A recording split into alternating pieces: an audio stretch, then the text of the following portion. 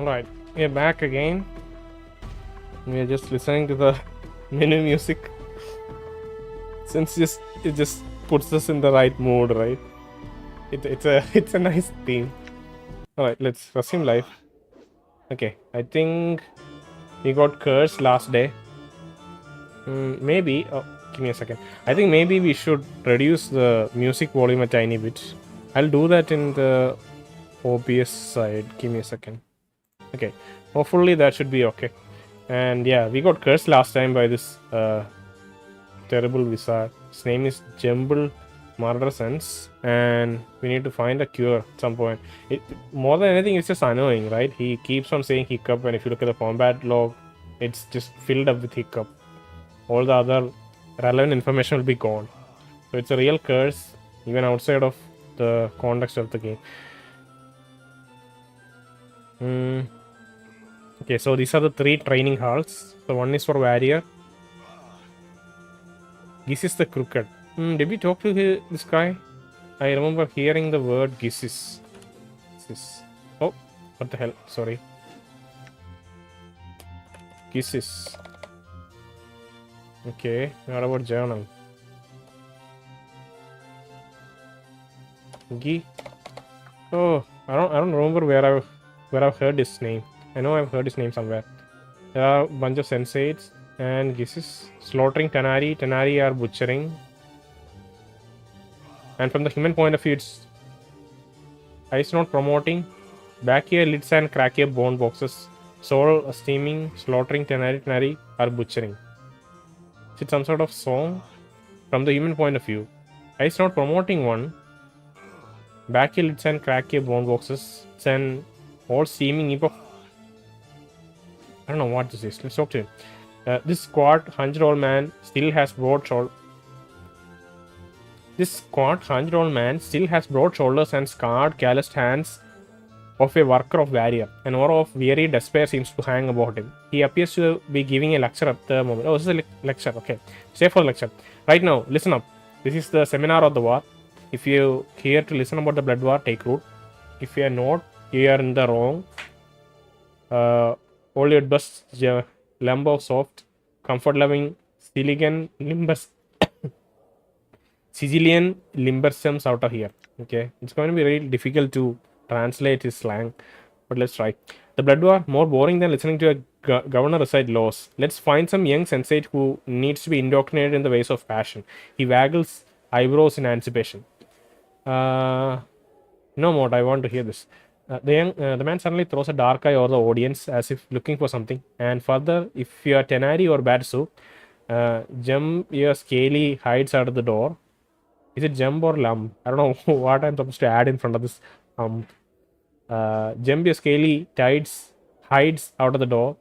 I'm not letting ye ornery bastards bend an ear to this and then listen to your balmy arguments.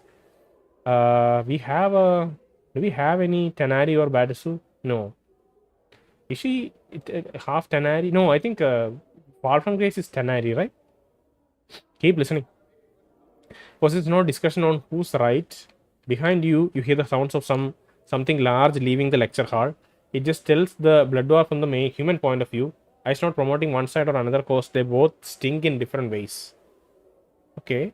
If you're being neutral, can't they stay in the room? Keep listening. The speaker becomes somber. So, what's left of you wanting to listen to some blood war stories, tales about the war? Here to hear the horror of it all, no doubt. The floating fortresses wove and weaved of human skin. The plains wide battlegrounds, the blood war we fought on. He bares his yellow teeth, tails of fiends locking fangs with other fiends. Gar snarl. His snarls fade and he looks suddenly bored. Okay. Well, let me peel your back your lids and crack your bone boxes. It's all a steaming heap of balmy nonsense to be dwelling on that forced down. He spits in derision, rolling his eyes wildly. I'll tell you this though. You can't imagine the scale the blood war is fought on. Nothing is seen, heard, or participated in. Nothing compares. Time, numbers of legions, sheer bloodshed, nothing compares. Nothing compares, Burks. To try and imagine it, forget it. My advice simple. Stay away from the big bloody mess altogether. This is a very unorthodox lecture. It's not even, I don't know if I've ever heard someone speak so casually in a lecture and so opinionated. The only thing that they need to know is this. Fiends are killing fiends. Batsu are slaughtering Tanari. Tanari are butchering Batsu right now. Okay. This is the right person to be giving this lecture.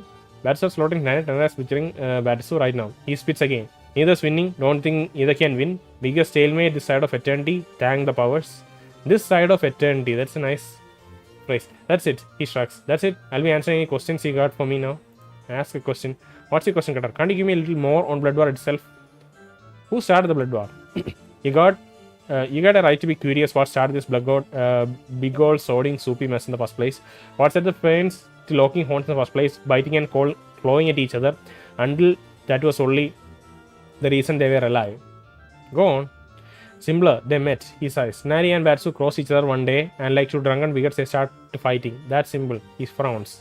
Well, now pike that. Imagine two drunken priests who believe each knows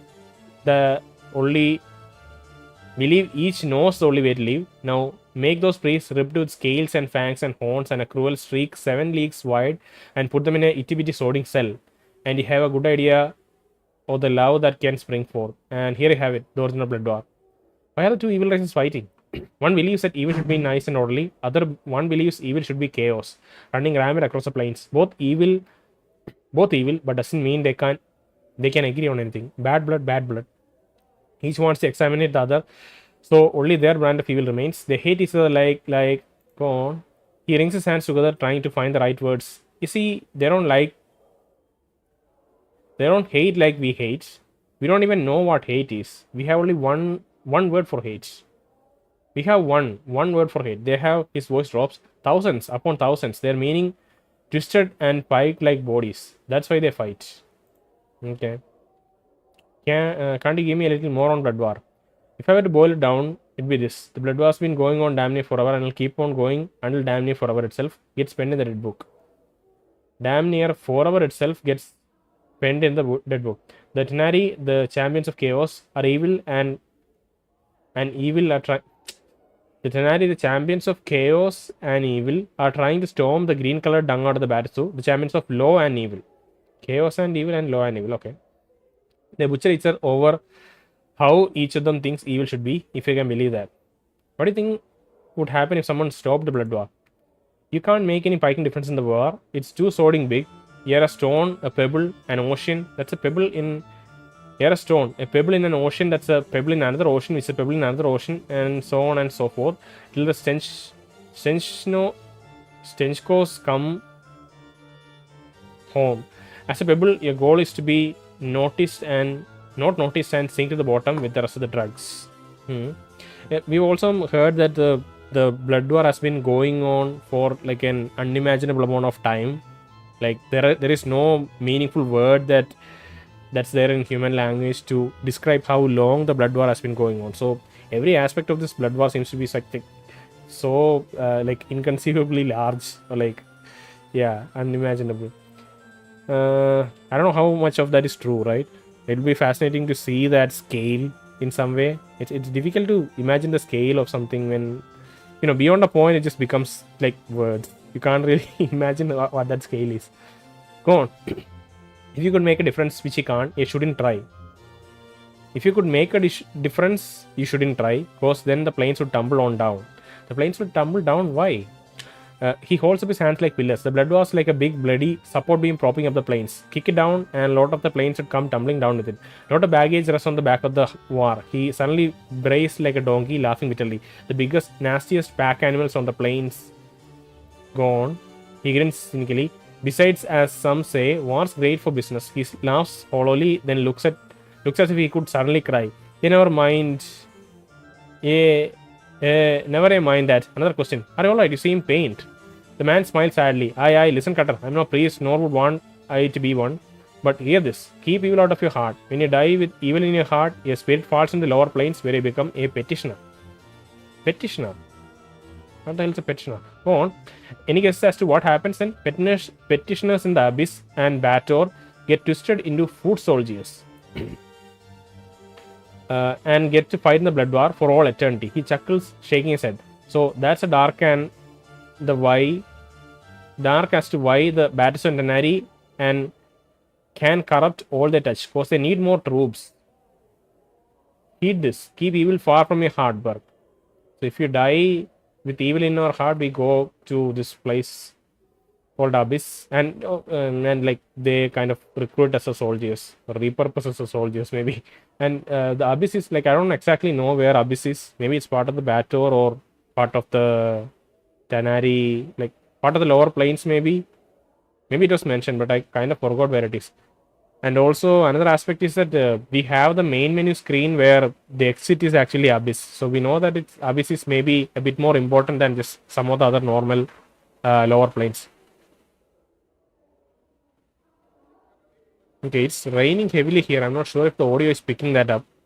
Let me pause. Let me stop the recording quick and like check if the audio is okay. Yeah, the audio is fine. The thing is that I think this mic, the OBS has this noise compression, so it's just not picking up the rain at all. Yeah, all right. Let's get back. Any guess as to what happens in petitioners and the Abyss? Yeah, we were talking about Abyss. So if you go to the main menu screen, there is Abyss, which replaces the quit game option or like exit game option. So we know that Abyss is somewhat relevant, at least in some sense. Okay, let me ask you about something else. What's your question, Cutter? How does one get hired in the blood war? You know, every once in a while, some leather-headed Burke comes around asking about a job in the blood war. They want some jing, they want a quick stint, and then to get along with their lives. Perhaps I was one of these leatherheads. Perhaps I was a sellsword, and heard there was a little jing to be made in the war. Got me interested. Okay, we are hearing his backstory. Taught me a lesson. It did. We are like ants running around the heels of dancing sword-pike gods. I saw big men who claim to be big soldiers. He shakes his head. Paper soldiers? What's a furnace for them? Make some wake up or burn. So how do you survive the blood war? The man's face darkens. Well, that's one thing I won't speak of, Cutter. Suffice to say, a man doesn't want man does what he has to do to escape the war. Okay, he had to do some really maybe horrible things to kind of get out. But a woman named Vrishika told me that you had to murder your own men to escape the war. Okay, so Vrishika is the one.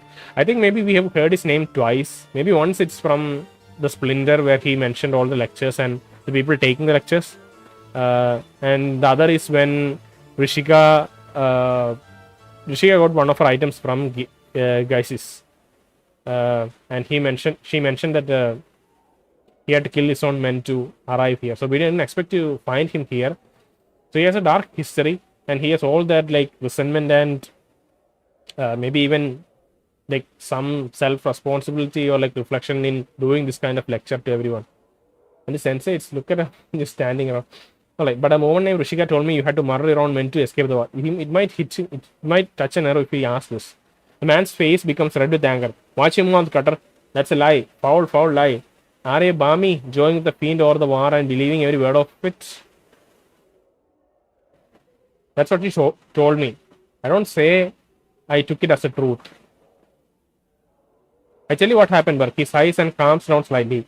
I was part of the company of the Blazing Effigy. A part of the original number was 53 mortal mercenaries.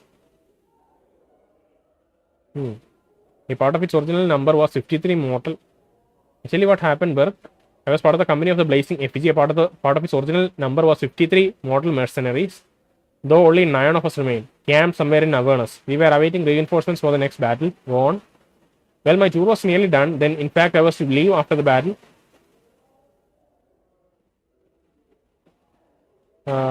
Give me one moment. Okay. Well, my tour was nearly done. Then, in fact, I was to leave after the battle. The trouble was, had I died there, I would have been theirs forever. Too much blackness, too much evil in my heart. I would have ended up as a petitioner in Bator, an eternal soldier in the war. He shudders at the thought.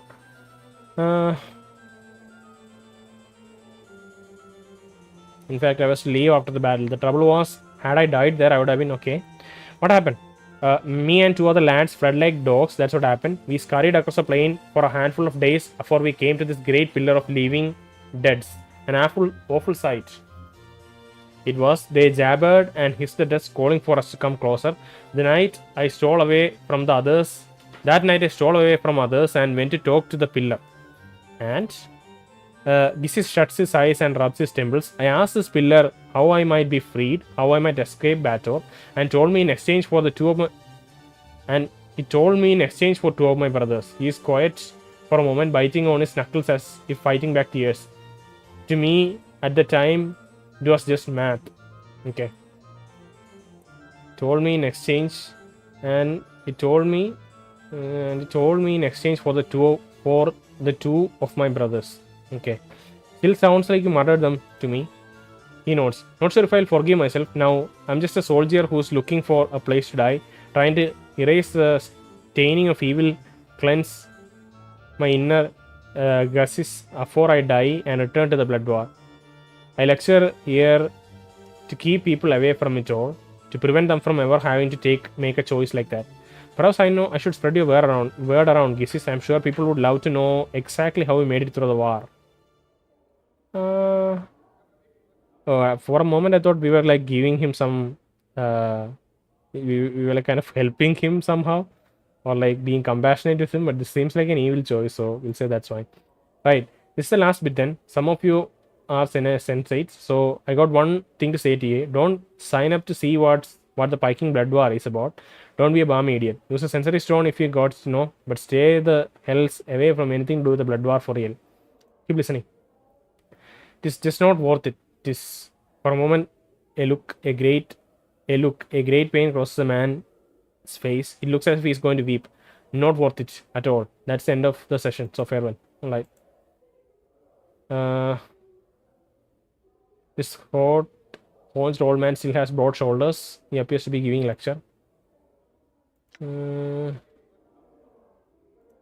Yeah, we have to get the options again. We seem to have to listen to this again. So let's listen. Ask a question. Where is the Blood War Fort? Alright, where's the Blood War Fort? Plenty of places, usually the lower plains. Anywhere along the river Styx, the 9 layers of Bator, the 4th furnace of Gehenna, the Grey Waste. Okay, the Grey Waste is in lower plains. We know that Ravel Pacific is from the Grey Waste. Cold Red Carcerai, the prison plain, and the Piking near endless well of evil, that's the abyss. Somehow the Grey Waste sounds familiar to you. Tell me about the Grey Waste. Also called the glooms, he shrugs, then shivers as if by interflex. Grey in every sense of the word. Color burns your eyes there. They shout are too loud, and your dreams are pulled to the surface and poured on the ground, lost forever. Only the night hags rule there. Grey ladies of the waste. Let me ask about something else. Okay. How does one survive the Blood War? I think he already mentioned. No. You want to know how to survive the Blood War? 3 things, Kata. He holds up a maimed hand with only only 2 fingers. Go on. First off, you stay the pike out of it. Secondly, keep yourself to the piking hells out of it. And lastly, you stay the bloody piking sword pike of it. Okay. Sword pike out of it. Go on. If any part of the war rolls your way, let your imagination give your bum a kick and run as far and fast as you can. If you can't run, then lies really still and pray it passes you by. He paused for a moment. Except there's no place it don't touch, and there's almost nowhere you can run to get away from it. If there's nowhere to run, why aren't there fiends fighting in Sigil? Now Qatar, look, they have fought here a few times. Sometimes we get a little spillover from the Blood War. A Lady of Pain, bless her steel-ridden heart, puts out the fires. Some of the time, he sneers. There's been times some horrifying drizzle on yourself, so holding scar. What the hell is this thing? Drizzle on yourself, you are so sodding scared times. Oh, okay. He's just saying pissing your pants. An equivalent of something like that. When they've smashed and burned and clawed their way through whole sodding city blocks in Sigil before she decides to clean house. He clucks his tongue and winks cynically. So she ain't always as keen on stopping the Blood War as it might seem, see? One of the fiends take sigil. He laughs, but it turns into a spluttering cough. Don't get me wrong now. Both the Tenari and Batsu want sigil fears. This is sigil fears. It is the most precious staging ground in the Viking multiverse. The cage is the city of doors and connects everywhere. You can't ignore it. And if you're serving in the blood war and wanna win, you gotta have it. Okay. It's a good strategic position that someone can take over. Go on. The man coughs again. It is just the fiends aren't going to get it while lady's in charge. It is all. She's tough as nails. Her blades will cut you deeper than any fiend's fang. And that notes the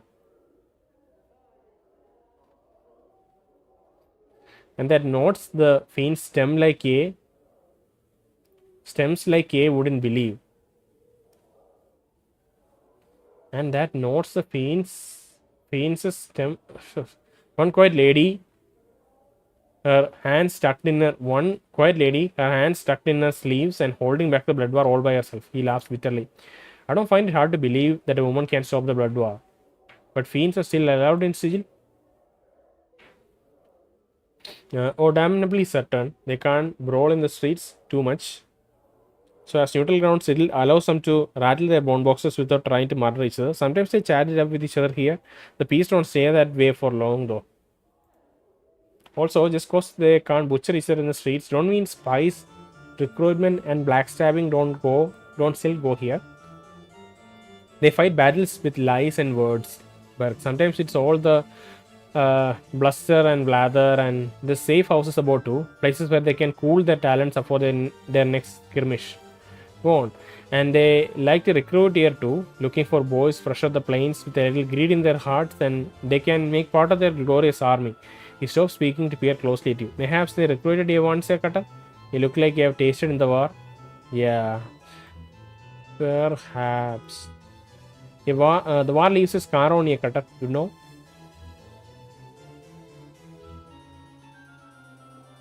The war leaves a scar on you, Kata, you'd know.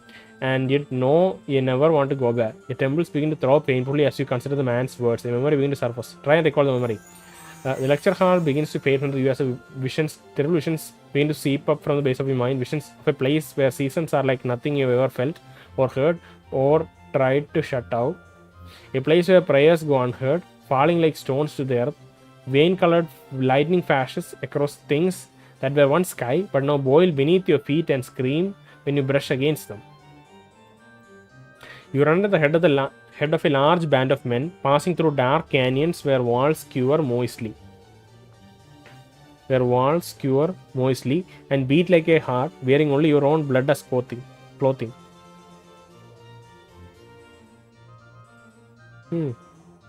At last you stand in a place where the ashen grey terrain slithers.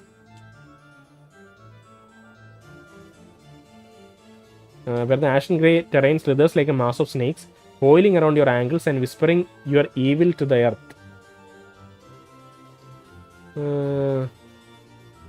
You march endlessly, silently through this colorless land, where fatigue seems to leave and hunt you like a shade over the ways, whipping you with despair.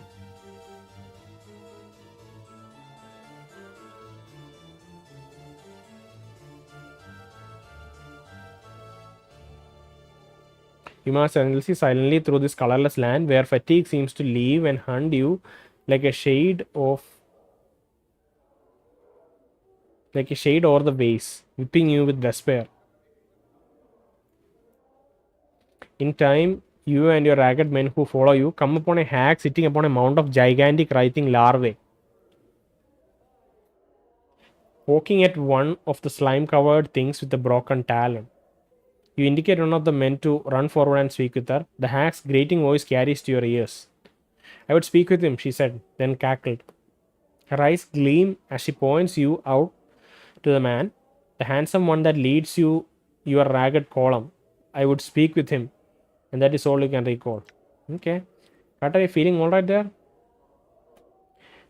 Yeah, I'm fine. So, the fiends recruit often? He nods grimly. You can be sure of that. Sigil's the best source of fodder on the plains, beats milking plants of all their prime inhabitants too much work. So, any more advice on surviving the war? Aye. Whatever you do, don't talk about the blood war with any fiend or any deva or archon for that matter. Just don't talk about it, period. Because you never know who in the hells you're chatting with, and all of them get mighty touchy when you bring up the war. It's a reason for the living. It's a reason for living. Anything else? He notes, don't go through any portals unless you're piking sure you know where it goes. Maybe you haven't heard tales of clueless planewalkers stepping through a portal and ending smack dab in the middle of a blood war skirmish. No way you haven't heard of them? Because those swords are dead, dead, dead. That's such a unprovable statement. Anything else? And whatever he does, never sign on for a tour of duty, no matter how much jing they flash in your mug. Certain death and signing on for a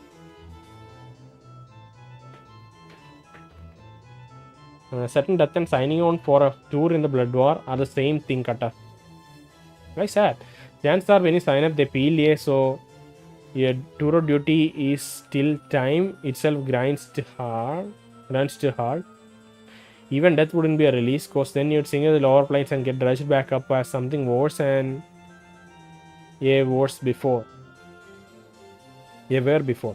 Then they got their talents in you for all eternity. How do you get out of a tour contract? So dying in the blood war would be an especially bad thing. Okay. How do you get out of a tour contract? Unless they don't want it, you don't have a chance. I've never heard of it being done with mean-spirited recruits or somebody they really wanted to keep their talents on. Outwinning a Tenari is risky but can be done. Bats are much more dangerous with their contracts.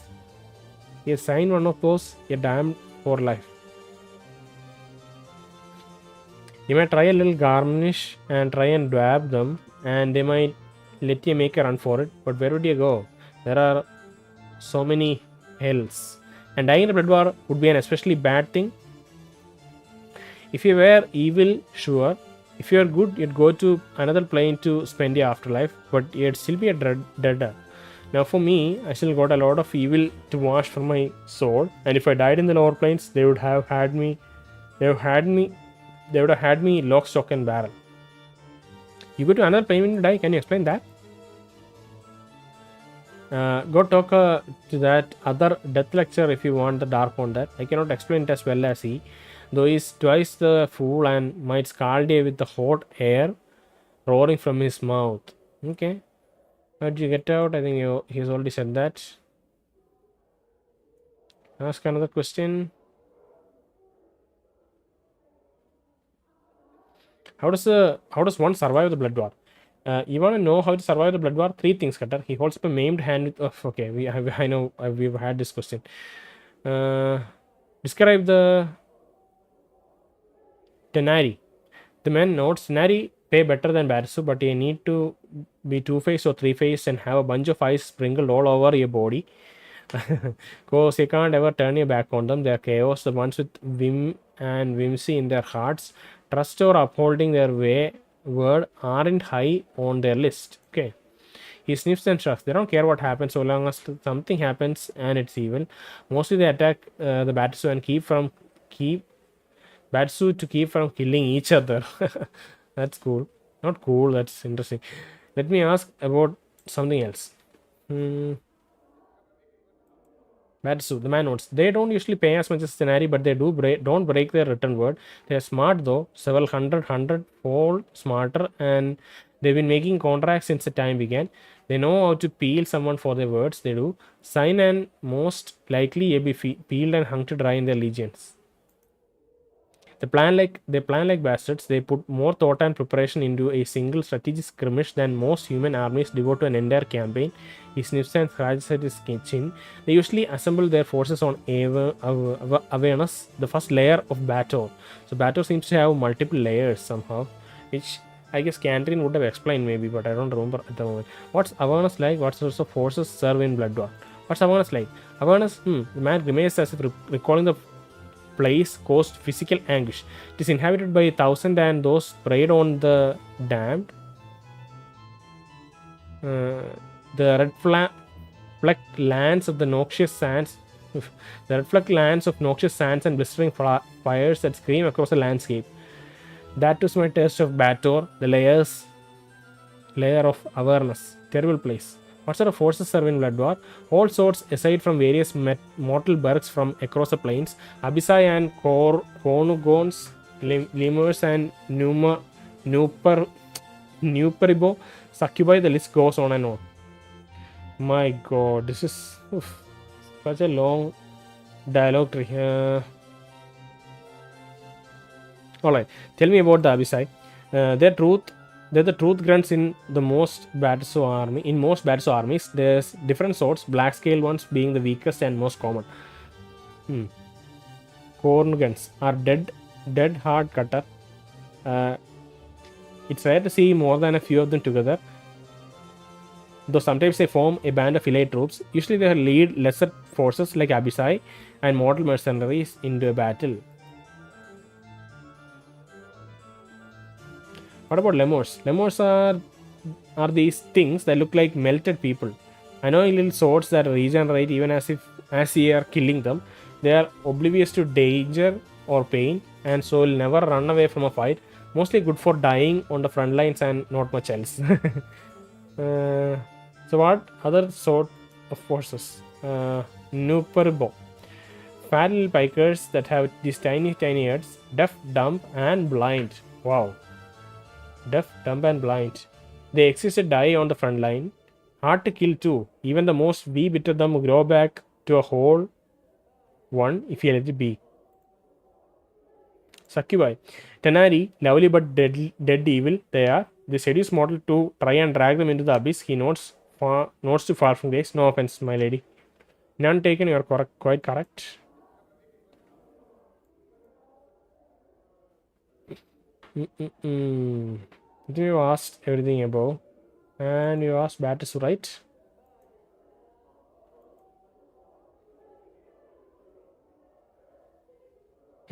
Okay. Anything else? I have no more questions. Right, this is the last bit then. Some of you are sensei, so one good thing to say, don't sign up to see what Viking. Yeah, you already mentioned this. Leave. Is there anything else?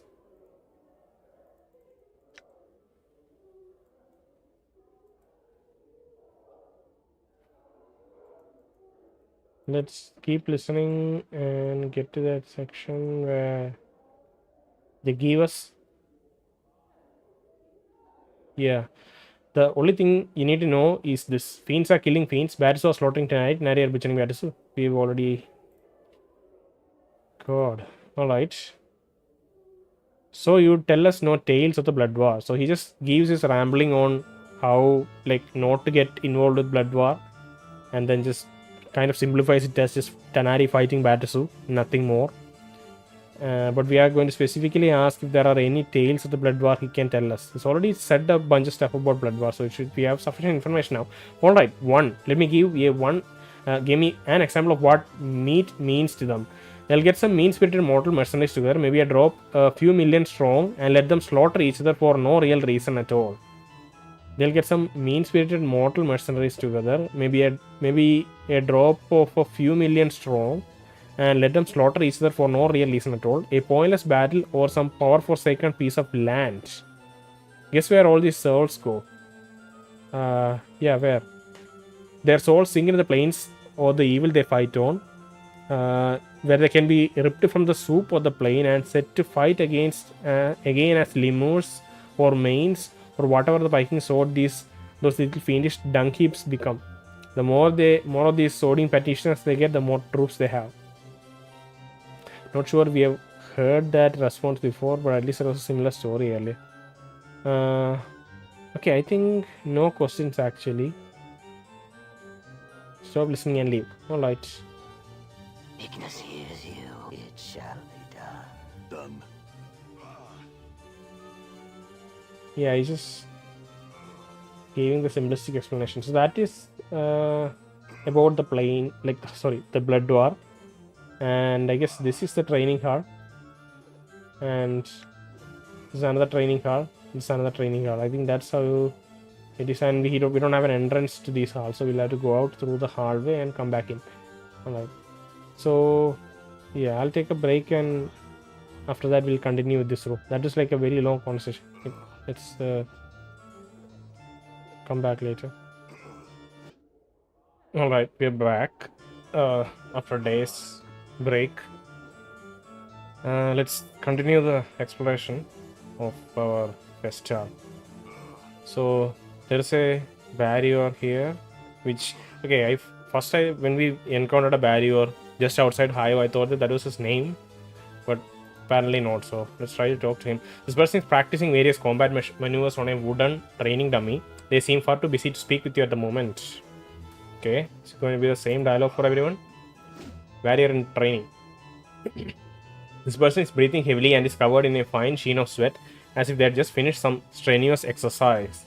They turn to you as you approach. Yes? What's this place? Nothing is passing by. Okay. So I guess the people who are training with the dummies are the ones who are too busy to maybe talk to us.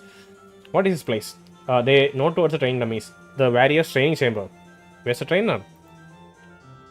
Ghysis, they shrug, wiping sweat from their bow.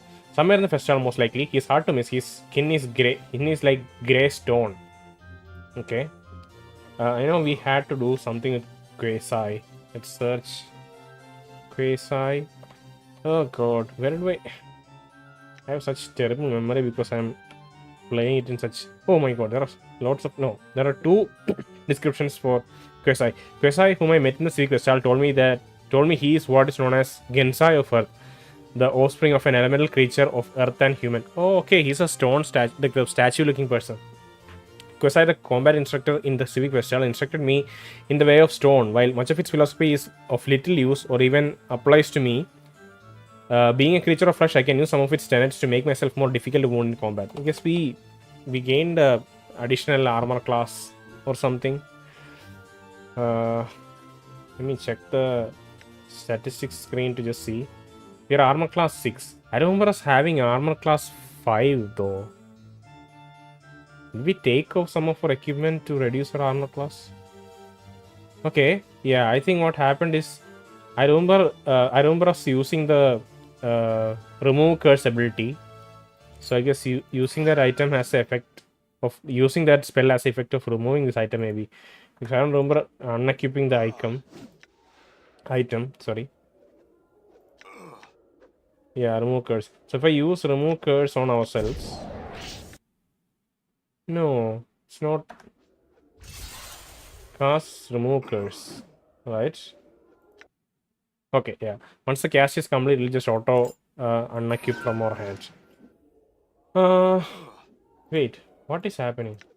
Yeah, now it's armor class 4. So we used to have armor class 5, and because of the way of the stone, we have armor class 4 now with the equipment, with the biting ring equipped. Oh, like we are hiccuping like crazy. He might also be too busy. Yeah. What about this person?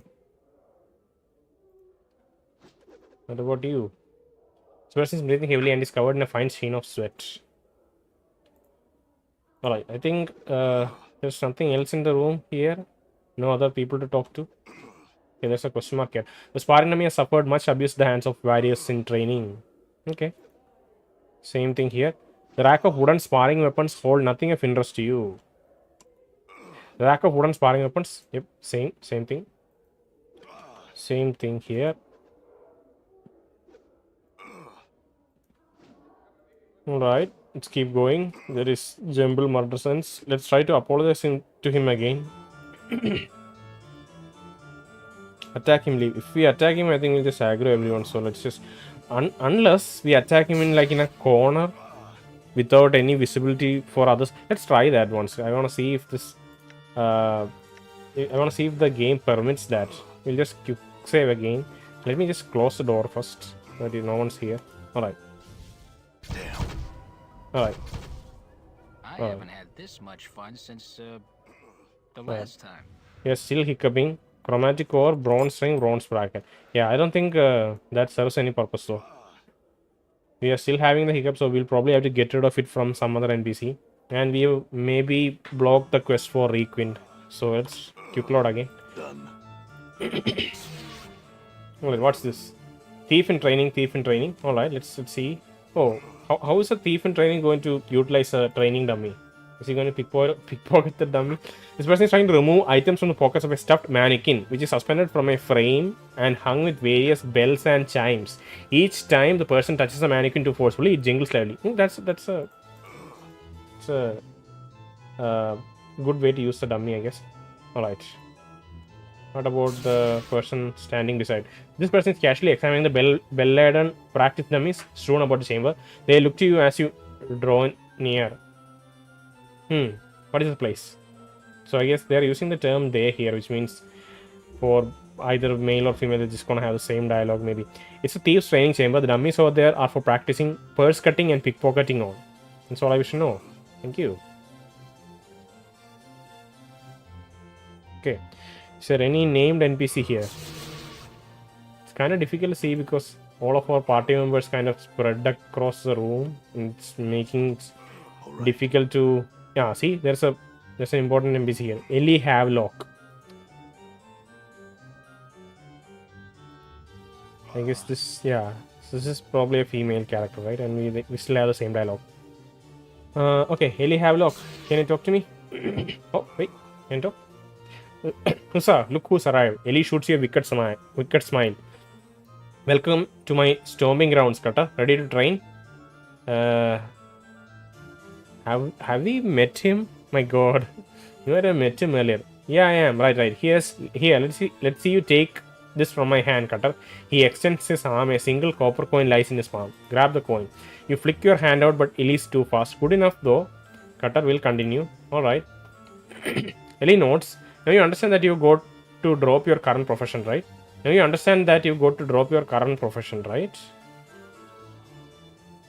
prepared to do this? No, at best not. Perhaps another time. Farewell, Ellie. Okay.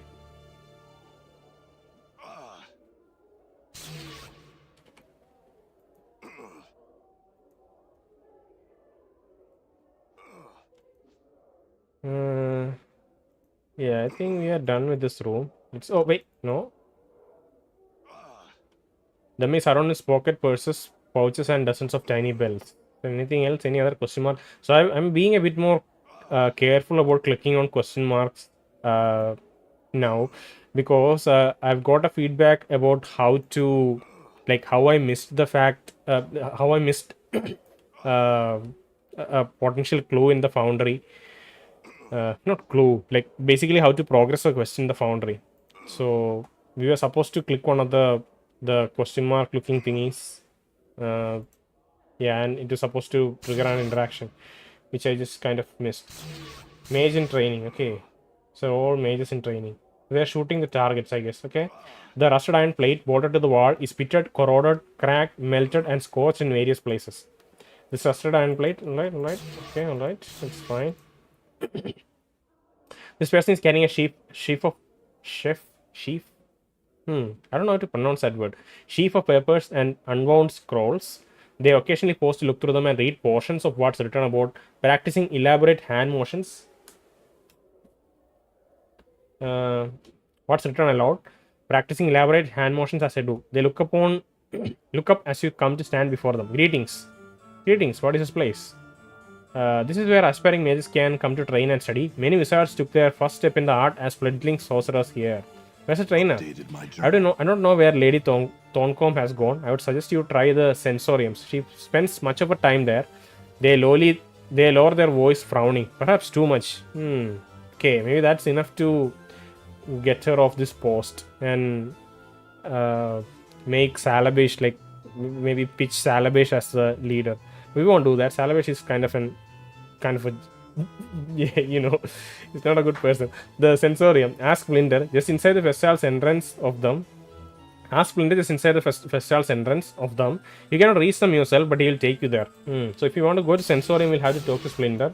And hopefully in sensorium we have Lady Thorncombe. We'll go talk to her at some point. This person is staring intently at a metal panel mounted on the chamber's wall. After a moment of fierce concentration, they wave their hands about and utter a string of impressive sounding arcane syllables. All to no effect. Nonetheless, they continue to practice diligently. far too involved with their work to speak with you. So I was just on the edge of my seat listening to this, the description of them casting the spell. Only there's no effect. All right. No, that was synchronized. Everyone's doing it at the same time. Can do that again?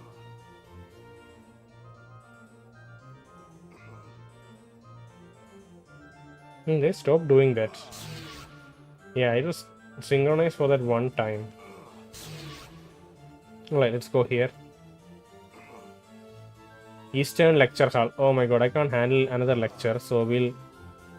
Death's Advocate. We'll do this another time. It's kind of almost 12 a.m. here, so it's not safe for me to listen to a lecture. That happened last time. I was listening to... I don't even remember his name. The veteran's lecture, and it was kind of driving me insane. Because I was too tired and it was too late. 3 planes aligned. So these 2 are lecture halls. This is also a lecture hall.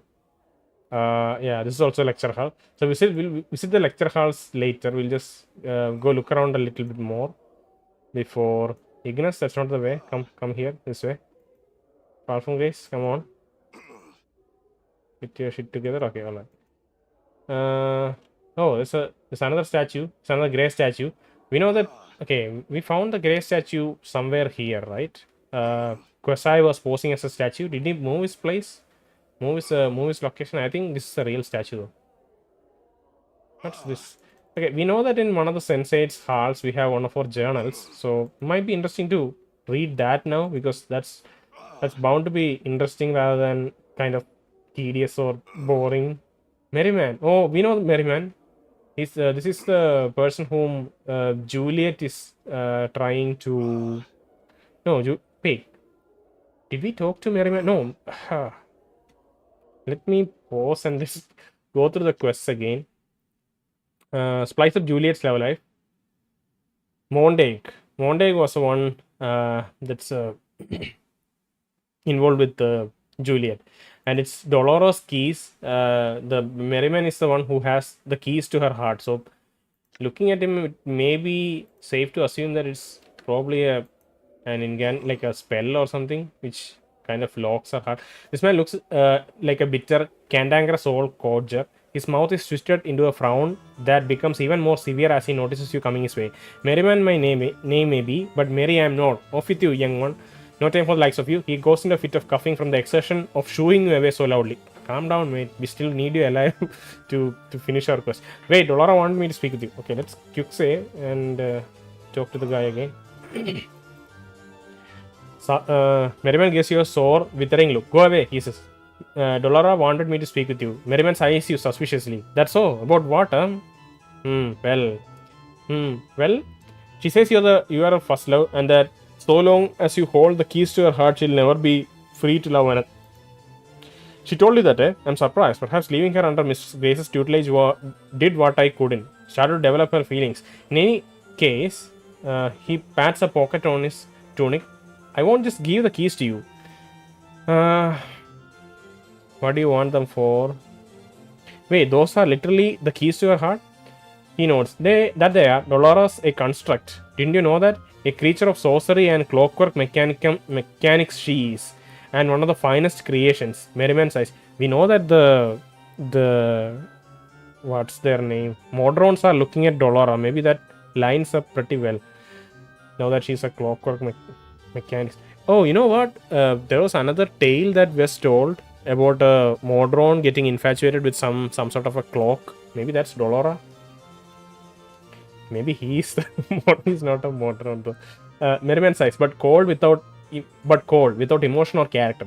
I brought her to the brothel and set her so that she could not leave, in the hopes that that the constant contact with so many others would begin to develop her own personality. The keys are the tools to set her. He wants them because she feels that they're limiting her personal growth now, I suspect. Then why don't you just return them to her? What do you want for the keys? Okay, then why don't you just return them to her? What is your intent in doing all this? Are you the one who constructed her and you want her to grow? If that's the case, you should let her have the keys. Is that it? Merriman calls. Because I have become a cruel and bitter old man who sees he can get something. cruel and bitter old man who sees he can get something out of you. Okay, so far he hadn't realized that Dolores or Dolora, I don't. Dolora has started wishing for the keys. So this is the first time he's hearing that information.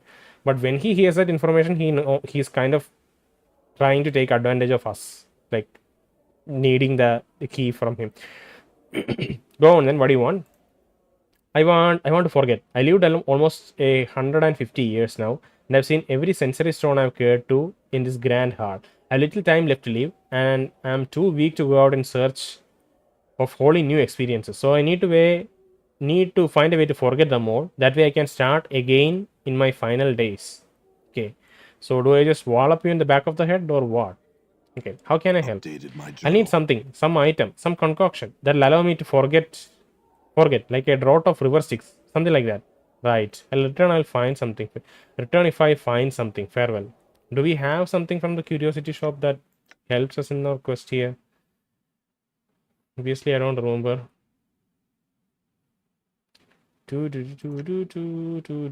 Frostale mug, chocolate quasit, Deva's tears, fiend stunk, monster jug.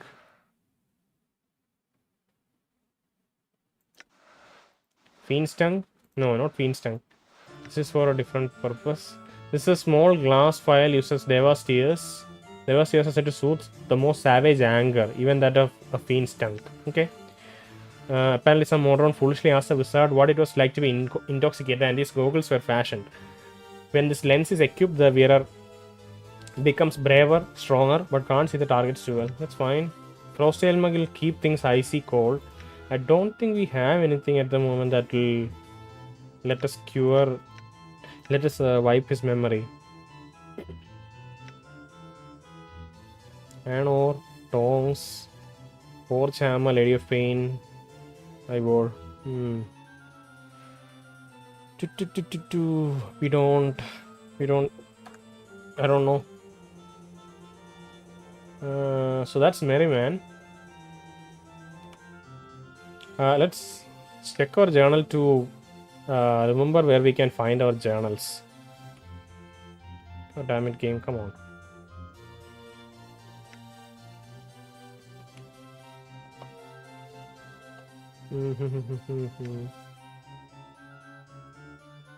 Sensate. There are a lot of sensates, but should be the first mention of sensates, I think. I spoke to Barking Welder outside the smoldering coast bar. To my surprise, not only did he seem to remember my journals, he said that there was more than one of them. He said that one of them was on the walls of a etc etc etc.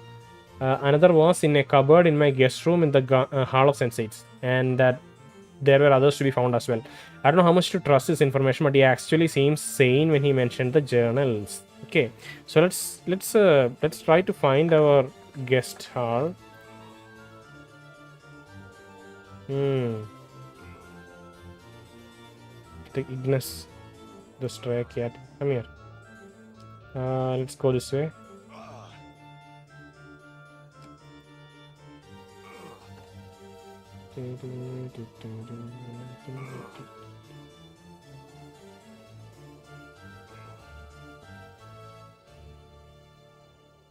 Not able to click the question mark here. It's not giving any pop-up. Oh, there it is. There is nothing. Can you just... There is nothing hidden behind the bars which around the face of this pillar. Okay, sure. Now let's talk to Splinter. I had some questions. Oh, Jumble Murdersense cursed me. Could you or anyone you know of here help me? Updated my journal. We would recommend that you speak to one known as Salvesh. He is not within the Festhall at the moment. He will be in its immediate vicinity. Salvesh is tall and thin, often dressed in robes of black or crimson. Let's actually go and do that real quick because the hiccup is annoying. Done. Okay, Salvesh, you have one use in this world. That's to cure my hiccup. You see Salvesh only. He makes a brief but graceful half bow. Again, you stand before me. Yeah. About what? Not the what and the like, I hope.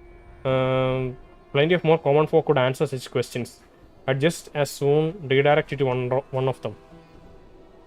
You're a master of curses. Perhaps you could help me. Help you? Salvage sneers. Doubtful. Before he can respond, his eyes shaking his head.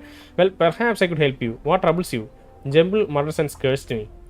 Jumble Murdersense, ha, that sputtering mooncalf could never best me or the battles we used to have though. Salvage frowns. But I'm past all that now. No longer my sort of thing, you see. I really don't know what I could do for you. After all, it's his curse. Not the sort you'd find on an item or some not the sort you would find on an item or some such, though some such, that you could remove with simple magics. He'll have to remove it willingly. Well, could you teach me a curse then that I could use on him? Well, I don't normally do that. I keep my curses to myself, and besides, even a single curse would take one long while to learn. A long while to learn. More time than I'd care to spend on it. This is like, I don't know if we have the intellect or charisma or wisdom to like pull this off. Perhaps you're just worried your curse aren't good enough to best him. He's just gonna see through this immediately. You what? Of all the ridiculous. Now look here, you knuckle dragging sack of scars. Salvage the Onyx is the master of curses, and there is no other. Why, I could give you but a single phrase I would render the nincompoop's cursing wholly important. Perseer lips look skeptical. Ah. Nice. That's it. You made me do it. Salvage utters a short string of impossible syllables, words of power that you note mentally for later use against Jumble. There. See what that does to him. And tell me Salvage the Onyx isn't the master of curses then. Isn't the master of curses then. Thanks, Salvage. I'll do that. Farewell. My journal. Let's see. This is fun. Playing evil people against each other.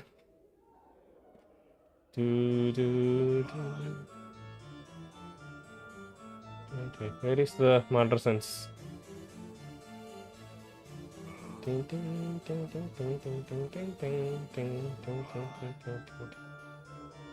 Merriman.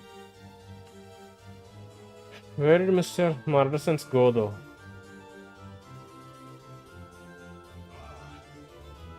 Ignis is putting Dakon to shame, by the way.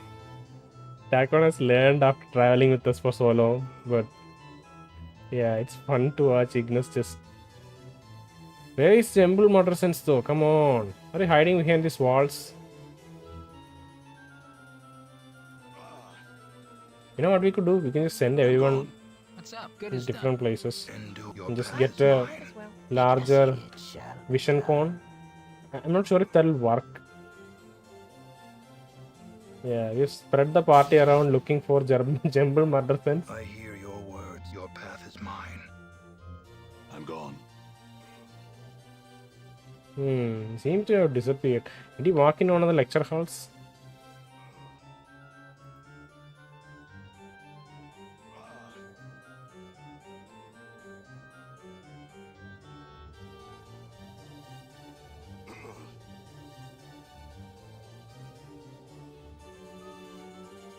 Is he here? He is here. Go in. Ah, there he is. Jumble frowns at your appearance, biting his thumb in your direction and waving you away. Throw the curse, Salabish told you. Let's egg him first. Jumble, I need you to remove the curse you put on me. He rolls his eyes and yawns pointedly. Throw the curse, Salabish told you at him. That's the better approach. Jumble stares at you with somewhat skeptical expression as you continue to speak the arcane syllables of Salabash's curse. After a moment of awkward silence, the Civic mage notes that nothing seemed to have happened, and an evil grin spreads across his face. Continue. He opened his mouth to retaliate with another curse of his own, only to realize he has no voice. Salabash's curse has removed Jumble's ability to speak, thereby destroying the Civic's ability to curse others. He clutches at his throat, panic welling up in his eyes. Nice, it's better than killing him, right? Looks like the tables are turned, Jumble. What do you think will happen when anyone your curse finds out that you can't speak or curse anymore? Oh my god, game, you had to do this. Jumble drops to his knees. A pleading expression in his eyes. He looks ready to burst into tears. Go on, cry. Will you remove the curse you placed on me and swear never to curse another who didn't mean you harm? Jumble 10,000 experience. Jumble places his hands over his heart and nods vigorously. Very well, I'll remove the curse. And as a bonus, you have to throw, not as a bonus, as a what's the word? As an apology, you have to throw in another condition that you'll get rid of Requin's curse. Updated my journal. Jumble sighs with the relief as he removes Alabash's curse from him. He in turn removes his own, and your hiccup finally stops. He then bows humbly and casts his eyes to the floor. I would like you to take your curse of Requint as well. Okay? Updated my journal. Jumble nods, pouting, and with the wave of his hand removes Requint's curse. My god, that feels so good. Alright. Thanks, Feral Jumble. I'm so excited to go to Requint later to see how he's doing. So that's Jumble Murdersense, but we got distracted, I think. What were we doing? We were about to talk to Splinter.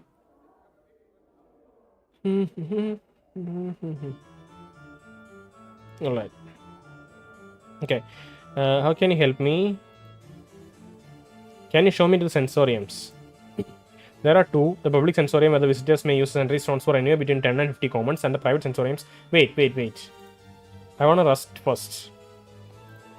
Yes, there are lodgings in the Festhall. Should you wish to visit them, walk eastwards through the Festhall from here. You'll immediately come to them. Speak to the room clerk there. Alright. So I think we were heading in the right direction. We'll hold off on going to both public and private sensoriums, as well as visiting what's her name? Lady Thorncope. We'll do those things later. First, we'll just try to find our journal. Hopefully, it's not a long entry. If it's a long entry, I'm just gonna stop and like record it another day. It's late already. I don't want to sit here, and I don't know if it's going to be small or large, right? It's possibly going to be much larger. Maybe it'll give us a better idea of what the hell is going on in our life, right? Festhall room clerk. Are these sensates going to speak to us? This looks like one of the. Honestly, this looks like one of the. What's the name? The you know the halls that the houses have in Gryffindor and like Ravenclaw and all that, like the Hogwarts houses, they have their common room, right? Yeah, there's a common room touch to it, like all the stone floors and like the kind of cozy looking vibe. This person turns as you interrupt them, nodding a polite greeting. Apologies, good sir, but I was just in the middle of something. If you don't mind, farewell. They gave a polite half and make to continue about business. Okay. The senseis aren't going to talk to us. Let's talk to the Festhall room clerk. Front desk. Can you actually just visit the room? Unfulfilled desire. Okay. I am not able to click the goddamn thing. Can you just read it, please? See, I'm not able to click it. Okay, alright. Finally showed up. A small enclosed courtyard lies outside this window. Subject of this portrait is only vaguely humanoid. Oil painting of a young woman. Okay, vaguely humanoid man and a young woman. Let's return here later. I just want to see if I don't know if it makes sense to just look at these rooms. Okay, this is locked. Maybe that's our room. This is also locked. Okay, seems everything's locked. Oh, okay. That's how it goes. Let's talk to the clerk. The attractive young woman smiles pleasantly. Greetings, sir. She closes her eyes and flips through a large ledger, stopping at what seems to be a random page and opening her eyes once more. Ah, here's your room key. Greetings, sir. She closes her eyes and flips through a large ledger, stopping at what seems to be a random page and opening her eyes once more. Here's your room key. She hands you a small key. Easternmost chamber. Chamber's been waiting quite some time for your return. Would you like to rest now, sir? How would she just close us and kind of recognize us? No, but what do you mean? Waiting for my return? The clerk gives you a strange look. My ledger indicates that this is your key, sir, and has been for a good long time. If that is not so, then perhaps I'm merely mistaken. Would you like to rest now, sir? How did you realize that without us even giving our name or any other sort of identification? What are you? Yes, that'd be nice. Okay, I've got the key. Maybe you should check our inventory to see. Festhall room key. This is a key to a small room within the Civic Festhall. Key to a room within the Civic Festhall, not a small room. Let's head in. We have a bunch of party members with us as we head into the room. Curiously shaped room. There's a bed. There's a good view here. You can see a small enclosed patio through these glass doors. Okay. What's here? What's this hidden compartment here? Oh, okay. We saved it for a rainy day. We have a lot of scrolls. Scroll of shield is new to us. Everything else is things we have. I guess maybe this is for mage, warrior, and thief. I don't know. No. Will they always know that we are? Oh, it's just items. All sorts of items. So let's sort this. High quality stiletto. Okay. Course flight charm. Let's put all the charms with Anna. She doesn't really have anything else. She doesn't really use many weapons and such, right? So we'll keep all the charms with her.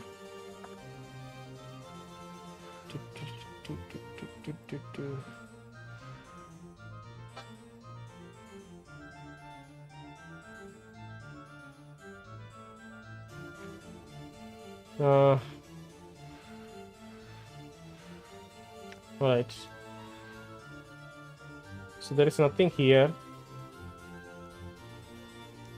other than to go through this door here, I guess. Oh, this door is locked. Why the... Okay. I was hoping that we'll have our journal here, or some representation of a journal here. It seems we're not able to do anything more. Maybe we'll talk to un-fulfil desire and see if she has something to say.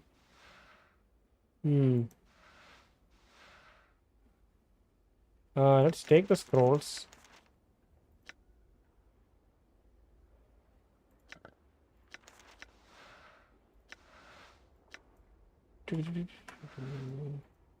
Alright, let's learn the only thing that we haven't learned. Maybe drop the rest of it to...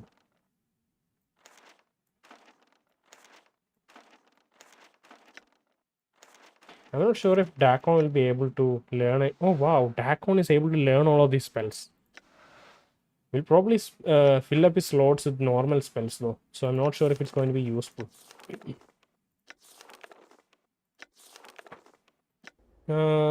Yeah, we'll see. Let's head to... I don't know why I can't open this door. I'm kind of hoping we'll have the answer there. A front desk like a fine inn might have. Okay. Can you tell me why the door there is locked? The attractive young woman smiles pleasantly. Greetings, sir. Would you like to rest now? No. Don't you have anything else that I can... Oh, okay. This is also unlocked now. I don't know why. Okay, everything's unlocked now.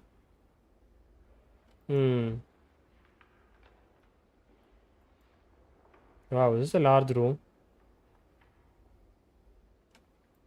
Okay, I think we'll explore these two rooms. Can you open the door, please? Okay. We'll explore these two rooms later. We'll just go talk to un-fulfilled desire and see what's up with her.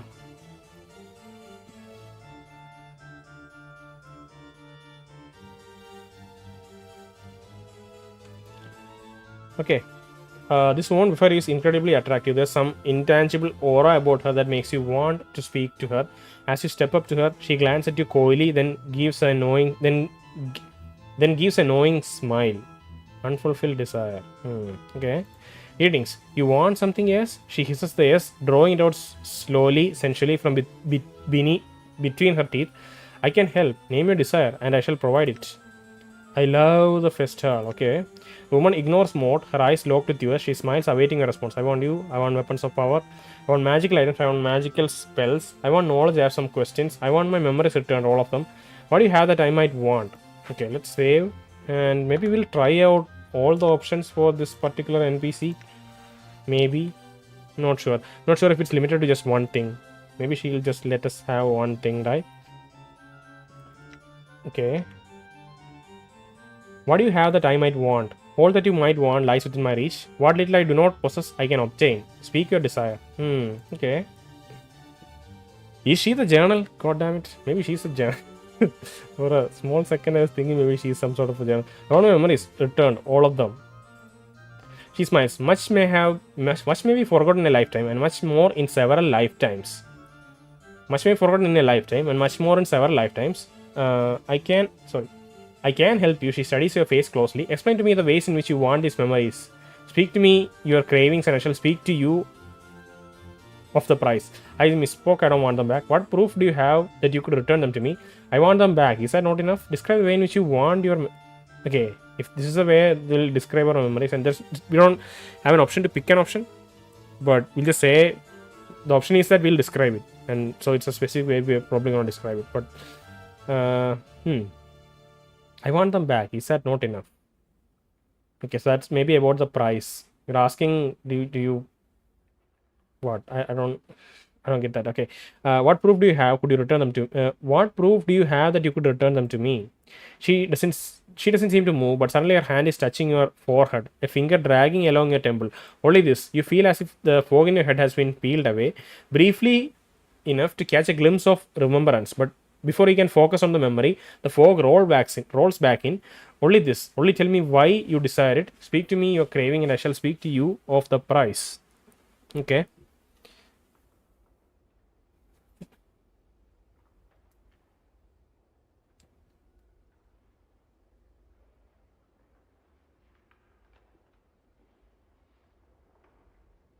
Okay. I want them back. Is that not enough?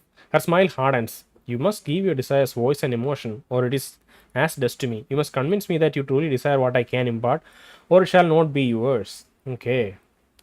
Describe the way in which you want your memories back. As you speak, her smile fades, and she leans forward attentively, her eyes ravaging your features as you speak. Her presence compels you to speak more than you normally would, and after a few moments, her eyes flutter closed. Her eyes flutter closed as she gives a sharp intake of breath. Suddenly, the desire for your memories begins to wane. Your want slowly drains out of you, leaving only a cold emptiness in its wake. She opens her eyes again as you stop speaking. What is wrong, traveler? Do you no longer want your memories returned to you? What did she do? Unfulfilled desire. What the hell did she do? No, I mean, yes. What have you done to me? She seems perplexed. Whatever do you mean? Despite her innocent demeanor, you are certain something unnatural has occurred. She has somehow siphoned off some part of your desire, stolen it away for some ghastly collection of wants, or perhaps to feed upon. Had you finished speaking of your desire, you are certain it would have been lost forever to you. Come now, is there something else you want then? Tell me of it. Art best not. Farewell, unfulfilled desire. So she's just collecting, like, she's coaxing people to describe their desires in, like, very specific ways, and then cruelly kind of stealing it away for herself. That's kind of the surface level take we can get. We'll add her to the list of people we'll go on a rampage with at the end of the playthrough. He frowns, looking away from you for a moment. Knowledge? Such a thing I do not seek. I had some questions. She frowns, looking away from you for a moment. Knowledge. Such a thing I do not seek to deal in. Surely you have some other want, some other need. You can speak to me. Okay. So this is a closed room, right? So earlier I had a thought about what I even forgot what I like. Didn't we discuss about trying to kill Jumble Murdersense close? Yeah, we did do that, and maybe people aggroed outside of the range. We didn't actually go outside and check, right? We did try killing Jumble Murdersense in that, like, oh god, forgetting all the words. Isolated hallway. Not isolated. What's the empty hallway, right? And we did manage to kill him, but we didn't go outside and check if someone was looking or not, and someone also had aggroed. Hey, don't go out. We have some plans for you. You should stay inside the room. Maybe we can kind of... Good is done. No, don't go out. Don't. Huh? What? Good is done. God damn it. What's that? Okay. She kind of realized that we were planning this. Kind of escaped out to go talk to the other senseis, I guess. Can you come back into your room, please? We had some plans for you. Done. Okay, she's coming back in. So we'll try it with her, and if it works, we'll just leave her here, okay? I think that's a good chaotic neutral thing to do.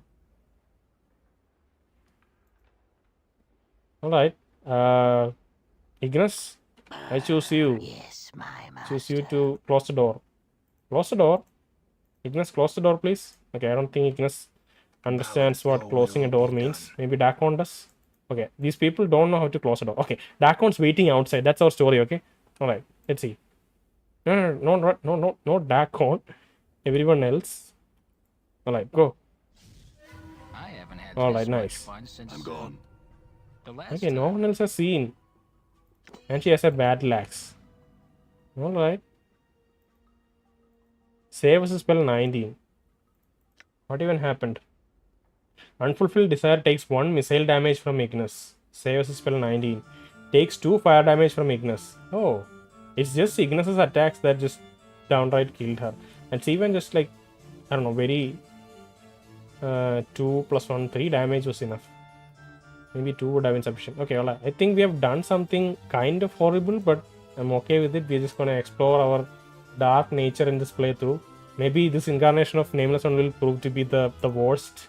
You know, it'll put the rest of the incarnations to shame. I don't know how it's going to turn out, but let's see. So, Unfulfilled Desire kind of died without probably not fulfilling her wish. We have a bit more time at our hand, so let's see. We'll maybe explore this room. This person seems moderately surprised to see you. How odd! I was certain he had locked the door. In any case, I would ask that you please leave us for a moment. For the moment.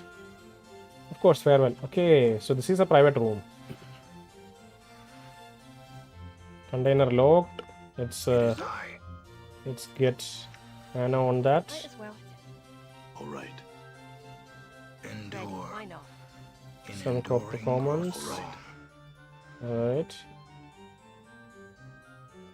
Okay, there's nothing here, right? It's just a room. It's just a regular room. So I don't know how to open the patio door. We'll have to find that out later.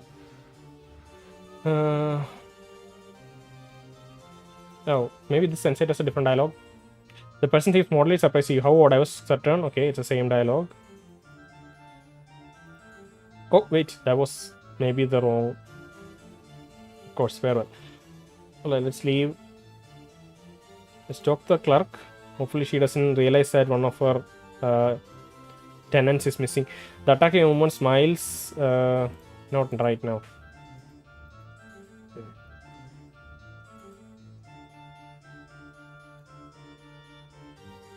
This is really locked. Damage. Give Anna a chance to try to unlock it, maybe, but I don't think she really I'm here. has the. Right. This probably requires a. Wow, lockpick succeeded. Oh damn! I didn't expect that. All right, what is this? It's just a shelf with like liquor and stuff. Dodecahedron. Okay, dodecahedron is like, I don't know, 10 faces or something.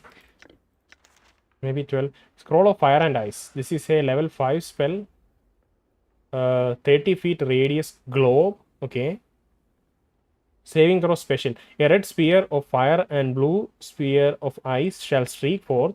Quickly strike down the target of your choosing. This spell summons 2 crystal spears, 1 red, 1 blue.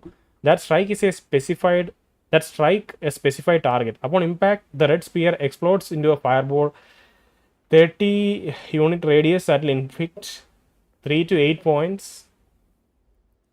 Oh no, this is 30 degrees. It's 30 no, it's radius.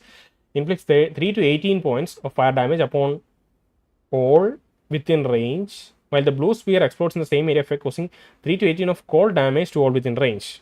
A successful saving throw was a spell halves the damage. It's only half the damage. Still high amount of damage, and it has both fire and ice, so it's going to be rare when people have resistances to both. So that's nice to know. I don't know why we can't learn it. Oh, I think it's What? because Anna As picked well. it up, right? Okay, let's see. Let's hand it back to Nameless One so that we can inspect. And let's hand back the Mage's Axe to Mort, since he's the one who carries weapons.